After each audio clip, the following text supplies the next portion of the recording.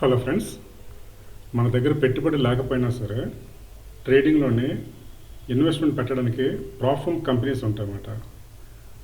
మీ దగ్గర కానీ నిజంగా ట్రేడింగ్ స్కిల్స్ ఉన్నాయంటే, మీ దగ్గర ఒక మంచి స్ట్రాటజీ ఉంది, మంచిగా ట్రేడింగ్ చేయగలరంటే మాత్రం ప్రాఫమ్ కంపెనీస్ ఏంటంటే మీకు ఆఫర్ చేస్తే 90% ప్రాఫిట్ షేరింగ్ అన్నమాట. అది ఎలా వర్కౌట్ అవుతుందో కంప్లీట్గా వీడియో వాచ్ చేస్తే మీకు క్లియర్గా అర్థమవుతుంది. ఓకే, ఇక్కడ ఏంటంటే మనకి ఈ అకౌంట్ ప్యాకేజెస్ ఉంటాయన్నమాట.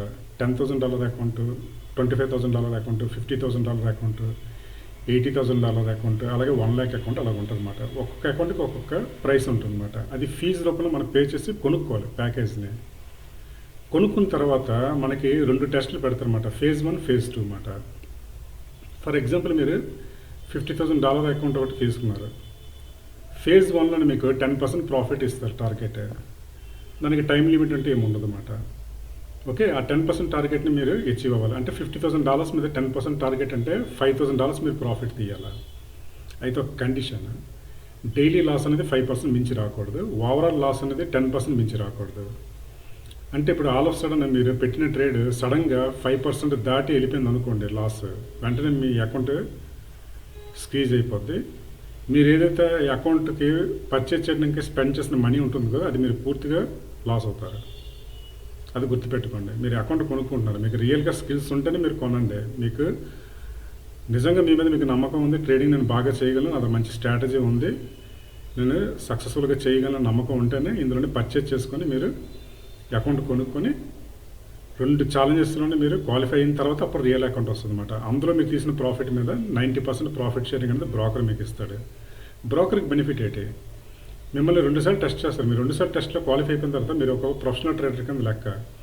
ఎప్పుడైతే మీకు రియల్ అకౌంట్ ఇస్తారు కదా, మీరు పెట్టిన ట్రేడ్స్ని వాళ్ళు అక్కడ ఫాలో చేస్తారు అనమాట. అంటే మీకు ఇచ్చిన ట్రేడింగ్ అకౌంట్కి ఇంటర్నల్గా లింక్ ఉంటే ఇంకొన్ని ట్రేడింగ్ అకౌంట్స్, మీరు మీ ట్రేడింగ్ అకౌంట్లోని ట్రేడ్ పెట్టిన వెంటనే ఆటోమేటిక్గా లింక్డ్ ఉన్న ట్రేడింగ్ అకౌంట్లో కూడా ట్రేడ్ పడిపోతుంది.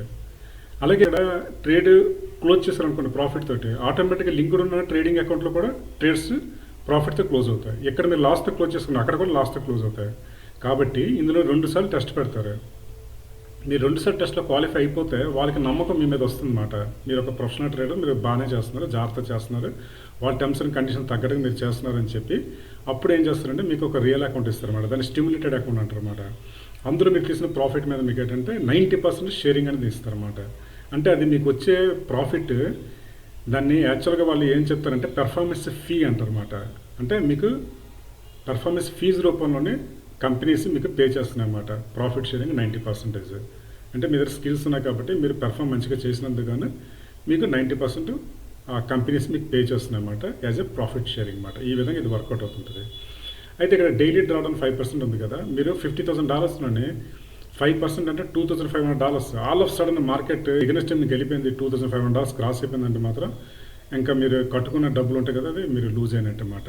ఏదైతే అకౌంట్ కొన్న మీరు స్పెండ్ చేసి ఉంటారు కదా, అది మీరు పోగొట్టుకున్నట్టే. ఓకే, సపోజ్ మీరు ఇక్కడ 10% టార్గెట్ అచీవ్ అయిపోయారు, వాడు చెప్పిన కండిషన్ ప్రకారమే మీరు తక్కువ లాస్ తోటే ఏంటి అంటే ఈ డైలీ లాస్ 5%, ఓవరాల్ లాస్ 10% దాటకుండా ఆ కండిషన్ లోపు మీరు 10% ప్రాఫిట్ తీస్తారనుకోండి, అప్పుడు మళ్ళీ మీకు సెకండ్ ఫేజ్ ఇంకో టెస్ట్ పెడతారు. అప్పుడు అంటే టార్గెట్ ప్రాఫిట్ అని తక్కువ ఉంటుంది అన్నమాట, 8% లేదా 6% ఉంటుంది అన్నమాట.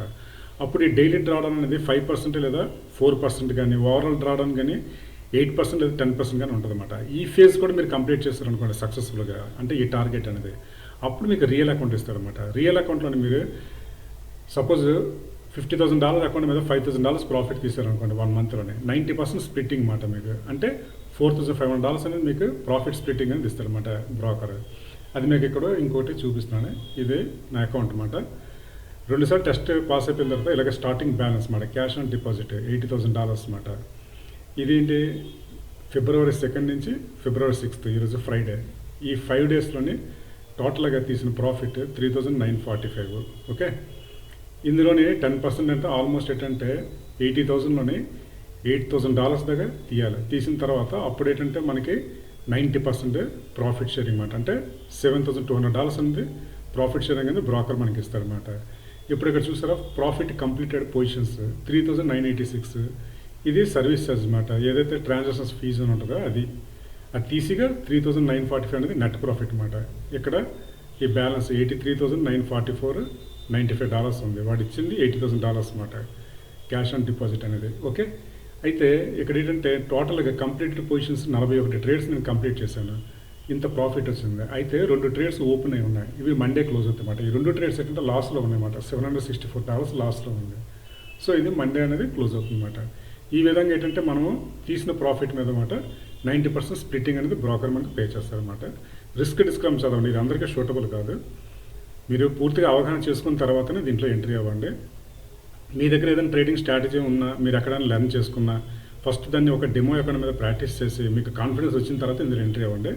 రిస్క్ అనేది ఉంటుంది, పర్టికులర్గా చెప్తున్నాను. రిస్క్ డిస్క్లైమర్ చదివే మీరు అవగాహన చేసుకొని ఇందులో ఎంట్రీ అవ్వండి. ఓకే. ఇది అందరికీ షూటబుల్ కాదు, ఓన్లీ ప్రొఫెషనల్ ట్రేడర్స్కి మాత్రమే. Thank you for watching this video.